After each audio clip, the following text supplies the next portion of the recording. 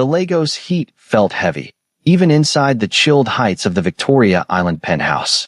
Zola stared at the reflection in the floor-to-ceiling windows. The red satin of her pajamas seemed to glow against her deep-toned skin, but her eyes looked haunted. 2 years. They had been married for 2 years, yet for the last 3 days, Marcus had been a ghost. Business meetings that never ended and calls that went straight to voicemail. The king-sized bed felt like a desert. With her heart hammering against her ribs, Zola picked up her phone. She needed to remind him of what he was missing.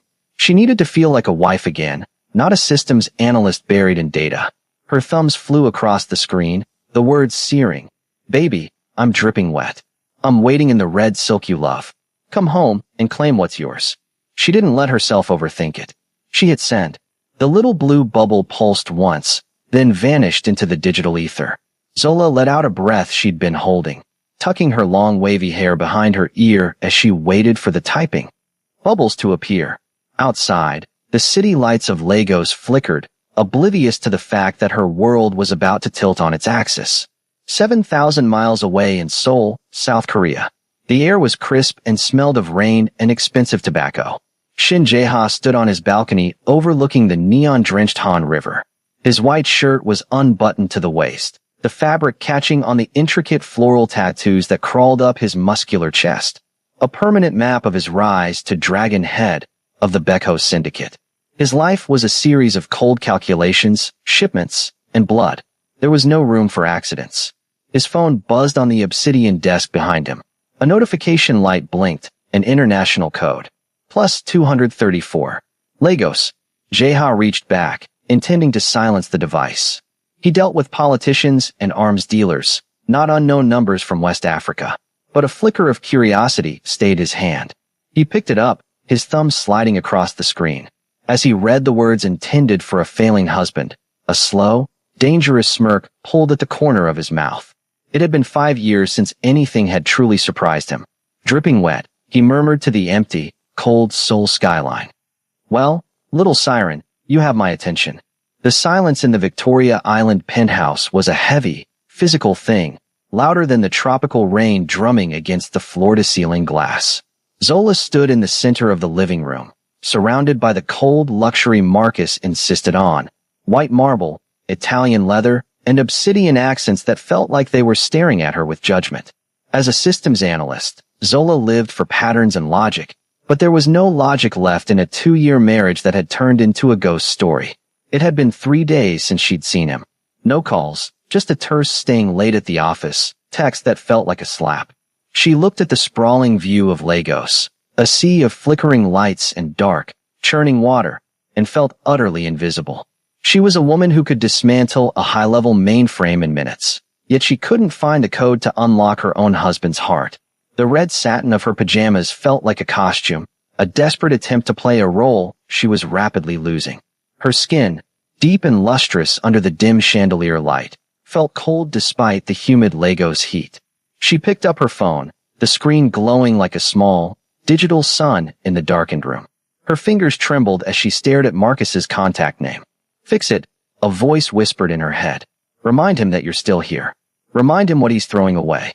She opened their chat, scrolling past her own unanswered, I love you, from the night before. With a breath that hitched in her throat, she began to type. The words felt illicit, a siren's call sent from a place of total isolation. Baby, I'm dripping wet. I'm waiting in the red silk you love. Come home and claim what's yours. She glanced at the number, or thought she did. Her eyes, blurred by a cocktail of exhaustion and unshed tears, missed the single digit that had been altered during a recent, unexplained contact sync error. To her, it looked like Marcus. To the global satellites overhead, it was a bridge to a much darker world. Zola pressed send. The whoosh of the delivered message felt like a guillotine blade dropping. She dropped the phone onto the velvet sofa, her heart racing with a mix of shame and terrifying hope. She imagined Marcus at his desk, seeing the notification, feeling the spark reignite. She didn't know that 7,000 miles away, in a city of neon and steel, a man who dealt in blood and shadows was watching his phone light up with her vulnerability. She didn't know that by trying to save her marriage, she had just invited a dragon into her life. Seoul was a city of glass and secrets, and tonight, Both were drenched in a cold, relentless rain. Shin Jae-ha stood by the floor-to-ceiling windows of his private sanctuary, the neon signage of the Gangnam district reflecting in his dark, unreadable eyes.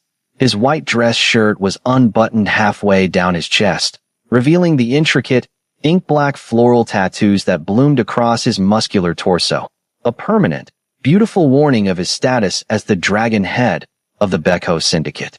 The buzz of his phone on the obsidian desk was a sharp intrusion into the silence.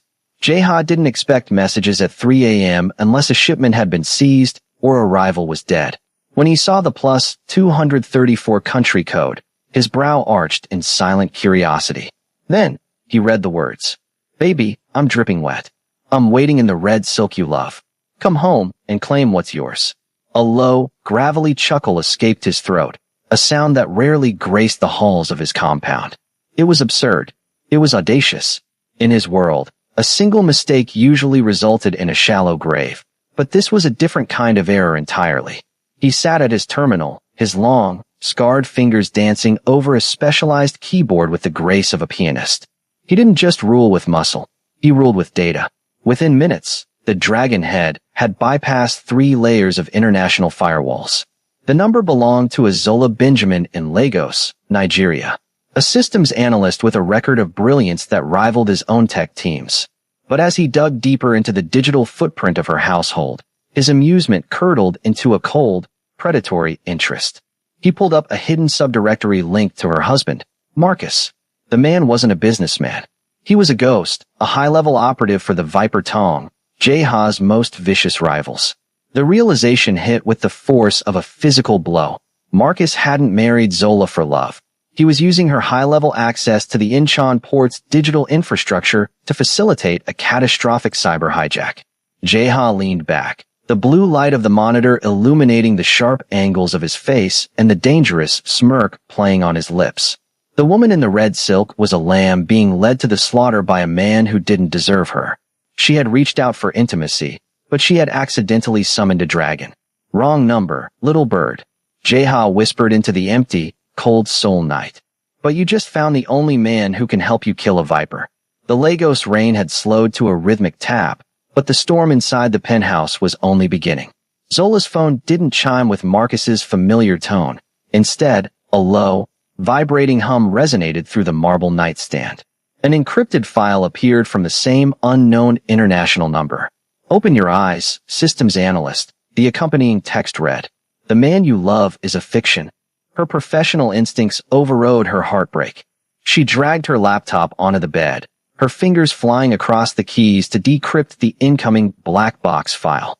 As the data populated, her blood turned to ice. It wasn't just proof of an affair, it was a digital autopsy of her life. There were logs of her server access at the port, timestamps of every time she'd logged into work, and high-resolution surveillance photos of her, taken by her own husband from angles she hadn't noticed. The data pointed to a specific location, the hollowed-out base of a decorative obsidian statue in Marcus's private study. Zola didn't hesitate. She threw back the silk covers, her red pajamas catching the moonlight as she sprinted to the room she usually respected as his private sanctuary. She tipped the statue over. A small, sleek burner phone slid out, its screen cold and incriminating. It wasn't locked. The last message thread was with a contact labeled VD. "Access secured," Marcus had written only hours ago. "The asset is unsuspecting. She's the perfect cover for the Incheon breach." Below it was a photo of Zola from their wedding day, her face circled in digital red. She wasn't his wife. She was an asset, a prop, a high-level tech key to a door the Viper Tong wanted to kick down. The burner phone slipped from her hand, clattering onto the marble floor. The man she had spent 2 years building a life with was a ghost, a predator who had hollowed out her heart to fill it with lies. In that moment, the naive woman who had sent a desperate text to save a marriage died. In her place, the strategist took over. She looked at the unknown number on her screen, the man from Seoul who had torn the veil away. He was dangerous, a shadow from a world she didn't understand, but right now, he was the only truth she had left. The air in Incheon International Airport was sterilized and sharp, a jarring contrast to the heavy, humid memories of Lagos Zola had left behind 16 hours ago. She moved through the gleaming terminal, her laptop bag slung over her shoulder like a shield. Every suit in the crowd looked like Marcus. Every flicker of a security camera felt like a predatory eye. She was a systems analyst who had spent her life navigating digital backdoors, but now, she was the one being hunted in the physical world. As she reached the arrivals hall, the atmosphere shifted. Two men in slate-gray jackets detached themselves from the glass and steel pillars, their movements too synchronized to be accidental. They didn't offer a greeting. "Mrs. Benjamin," the taller one said, his voice a low, grating rasp. "Your husband is concerned. He sent us to bring you home." The lie tasted like ash in Zola's throat. She took a step back, her heart hammering against her ribs. She saw the bulge of a weapon beneath the man's jacket and realized the home they were offering was a shallow grave. They reached for her, their fingers closing in like a trap, but they never made contact. The intervention was a burst of brutal poetry. From the shadows of the nearby terminal pillars, three figures in tailored black overcoats materialized with the fluid grace of ink dropping into water. It wasn't a brawl, it was a masterclass in lethal efficiency. There was no shouting, only the muffled thwack of bone hitting carbon fiber and the sickeningly rhythmic snap of joints being redirected. One of Jeha's men moved with a terrifying, dance-like precision, his hand catching a viper tongue throat in midair, while his other arm swept the second assailant into the marble floor with enough force to crack the tile. In less than 10 seconds, the threat was neutralized. The attackers slumped into the shadows of a closed kiosk as if they had simply decided to sleep. The lead operative, a man with a jagged scar across his eyebrow, turned to Zola and bowed with chillingly perfect etiquette. He held up a phone screen. It displayed a single image, the floral tattoo of a dragon, identical to the one she had seen on Shin Jeha's chest. "The chairman does not like his guests being disturbed," the operative said softly. "The car is waiting, Ms. Benjamin. Welcome to Seoul." The black sedan climbed through the swirling mists of the Bukhansan Mountains, leaving the neon pulse of Seoul far below. Zola watched the jagged granite peaks rise like the teeth of a sleeping giant. When the massive iron gates, engraved with the writhing, silver form of a white tiger, swung open, she felt she was crossing a threshold into a world where the laws of the modern world no longer applied. The compound was a paradox of ancient stone and cutting-edge glass, a fortress built on the edge of a precipice. Inside, the air smelled of cedar, cold rain, and the sharp ozone of high-end electronics. Shin Jae-ha was waiting for her in a room that felt more like a digital war room than a home. He stood before a wall of monitors that bathed his sharp, predatory features in a ghostly blue light. He had traded his dress shirt for a black silk vest, leaving his muscular arms bare to show the floral tattoos that seemed to crawl across his skin with every movement. "Welcome to the Dragon's Gate, Zola," he said, his voice a low, melodic vibration that seemed to settle in the marrow of her bones. He didn't offer a platitude or a hand to shake. He gestured toward the flickering screens. "This is the reality your husband has been hiding behind your marriage bed." Zola stepped forward, her eyes scanning the lines of code scrolling across the center monitor. Her breath hitched. It was her own work, the proprietary encryption protocols she had spent the last year developing for the Lagos Port Authority. But it had been gutted and re-engineered. "Operation Black Tide," Jae-ha explained, his dark eyes fixed on her. "Marcus didn't just marry you for your company. He married you for your mind. The Viper Tong is using your backdoor access to synchronize a cyber hijack of the Incheon port's automated systems. In 48 hours, they will override the digital locks of every liquid natural gas tanker currently docked. They aren't just looking for a payout, Zola. They're looking to turn the harbor into a crater, and they're using your digital signature to do it." The room seemed to tilt. Zola stared at the screen, seeing the blueprint of a massacre written in her own digital handwriting. Marcus hadn't just broken her heart. He had turned her life's work into a detonator. She looked up at Jae-ha, the man who should have been a stranger, and saw a reflection of her own cold, burgeoning fury in his gaze. "I built those locks," she whispered, her voice shedding its last trace of naivety. "And I'm the only one who knows how to burn the bridge Marcus is standing on." Jae-ha's smirk returned, slow and dangerous. "I was counting on that." The days at the mountain compound blurred into a relentless rhythm of digital warfare and physical exhaustion. Zola no longer wore red silk. She wore tactical black and a resolve that felt harder than the granite peaks surrounding her. She spent her mornings in the high-tech command center, her fingers dancing across keyboards with a lethal grace. She wasn't just looking for Marcus's digital footprint anymore. She was dismantling the Viper Tong's cardiovascular system. With the precision of a surgeon, she ghosted through their offshore accounts in the Cayman Islands and Singapore, rerouting millions into dead accounts and freezing their liquidity. Every keystroke was a strike against the man who had turned her life into a lie. Watching the numbers zero out felt better than any apology Marcus could ever offer. But Jahan knew that a war fought only behind a screen was a war half lost. In the late afternoons, the air in the private dojo grew thick with the scent of cedar and sweat. Jahan moved like a shadow, fluid, predatory, and terrifyingly fast. He didn't go easy on her because of her past. Instead, he used his size and strength to force her to find her own.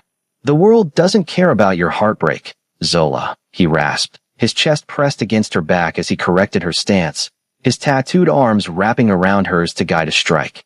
"It only cares if you can survive the bite." The proximity was electric, a dangerous friction that made her heart race for reasons that had nothing to do with fear. When he threw her to the mat, she didn't cry. She scrambled back up, her eyes burning with a cold, new Legos fire. She learned to use her lower center of gravity to unbalance men twice her size, turning her perceived weakness into a weapon. She learned the brutal poetry his men had displayed at the airport, how to strike the throat, how to break a grip, how to find the softest point of a hard man. By the end of the first week, the naive wife had been buried under a layer of bruises and high-level algorithms. Zola looked at her reflection in the glass of the server room and didn't recognize the woman staring back. Her wavy hair was pulled into a tight, practical knot, and her gaze was as sharp as a digital blade. She wasn't a prop anymore. She was the ghost in the machine, and she was coming for everything Marcus owned. The Grand Hyatt soul smelled of lilies and expensive betrayal. Zola walked through the gilded lobby, her heels clicking against the polished stone like a countdown. She wasn't the woman in the red satin pajamas anymore. She was draped in a structured, midnight blue gown that fit like armor, her long hair cascading over her shoulders in waves that felt more like a lion's mane than a crown. Beside her, though standing a respectful distance away, Jaha's presence was a silent, lethal shadow. When the elevator doors opened to the penthouse suite, the air shifted. Marcus was there, looking every bit the grieving husband, until he saw her. He rushed forward, his face a mask of simulated relief. "Zola, thank God. I've been out of my mind. These men, they told me you were kidnapped." "Stop, Marcus," Zola said, her voice a calm, digital chill that cut through his frantic acting. She didn't flinch as he reached for her. She simply stepped aside, revealing the woman standing by the window. The mistress. She was sharp, elegant, and holding a glass of champagne with a familiarity that suggested she had already claimed Zola's place. Marcus froze, his mask flickering. "Zola, listen, she's a colleague. We're in danger." "You're right about the danger, but you're lying about the source," Zola interrupted. She pulled a slim tablet from her clutch and slid it onto the marble coffee table. The screen flickered to life, displaying the black tide, logs, and a real-time feed of the Viper Tong's draining offshore accounts. "I know about the Incheon breach. I know I was your asset. And I know that as of 5 minutes ago, you are worth exactly 0 to your handlers." The silence that followed was suffocating. Marcus's eyes darted to the mistress, whose expression had hardened into something predatory. The colleague wasn't a lover. She was his Viper Tong handler, and she looked ready to discard a failing tool. "You think you're smart?" Marcus hissed, his voice finally shedding its warmth to reveal the venom beneath. "You're a systems analyst, Zola. You play with numbers. You don't survive people like us." "I used to play with numbers," Zola replied, stepping closer until she could see the sweat on his brow. "Now, I've deleted yours. Every cent you moved, every backdoor you built, it's mine now. You didn't just marry a strategist, Marcus. You married the woman who is going to watch your empire burn from the inside out." She turned her back on him, the ultimate gesture of power. As she walked toward the door where Jaha waited, his hand resting casually on his jacket where a weapon was hidden, Zola didn't look back. She had spent 2 years loving a ghost. Now, she was the haunt. The Incheon port terminal was a labyrinth of steel containers and screaming wind, the air thick with the scent of sea salt and impending disaster. Rain lashed against the control room's reinforced glass as Zola slammed her ruggedized laptop into the central hub. On the massive monitors above, a digital countdown bled red, 1:45. Below the catwalk, the shadows moved. The Viper Tong hadn't sent negotiators. They had sent an execution squad to ensure the black tide went terminal. Don't look back, Zola. Jeha's voice was a low, steady anchor amidst the rising sirens. He stepped into the center of the walkway, shedding his overcoat to reveal the floral tattoos coiling around his arms like living vines. He held a short, matte black blade in one hand, his posture relaxed, the terrifying calm of a predator who had finally found his prey. Fix the world.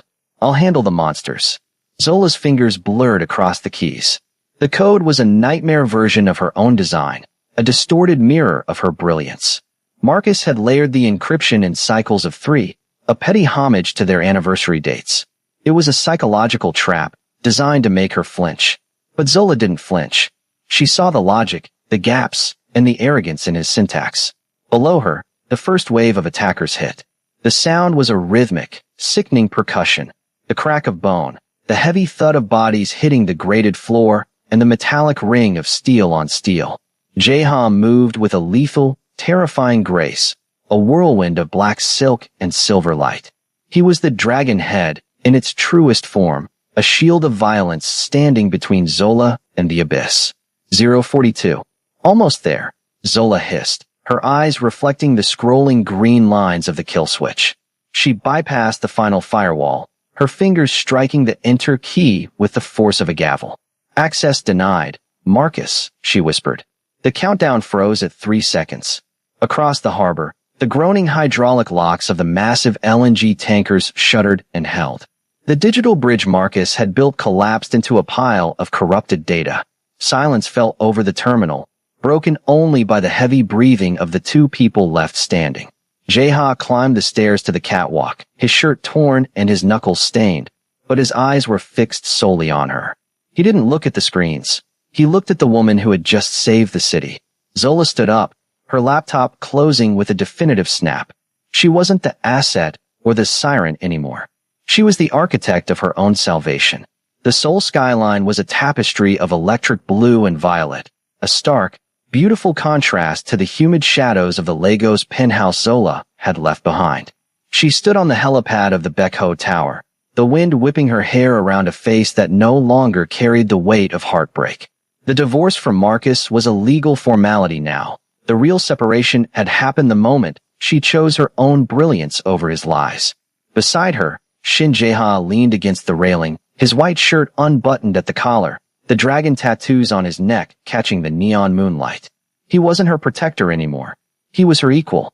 Over the last month, they had forged something formidable out of the wreckage. Zola's own cybersecurity firm, operating from the heart of Seoul and anchored by the Baekho Syndicate's reach. You're thinking about the first message, Jae-ha said, his voice a low, knowing rumble that vibrated through the cool night air. Zola smiled, a sharp, confident expression that would have terrified the woman she used to be. I'm thinking about how much a single digit can change the world. If my thumb hadn't slipped, I'd still be in that Victoria Island penthouse, waiting for a ghost to come home. It wasn't a mistake, Zola, Jae-ha replied, his hand finding hers. His grip was warm, calloused, and steady. It was fate realizing you were in the wrong story. The moment was interrupted by the familiar, sharp hum of her phone. Zola pulled it from her pocket, expecting a server update. Instead, the screen displayed a restricted number. An image file downloaded automatically, pixelating into view with agonizing clarity. Her breath hitched, but she didn't tremble.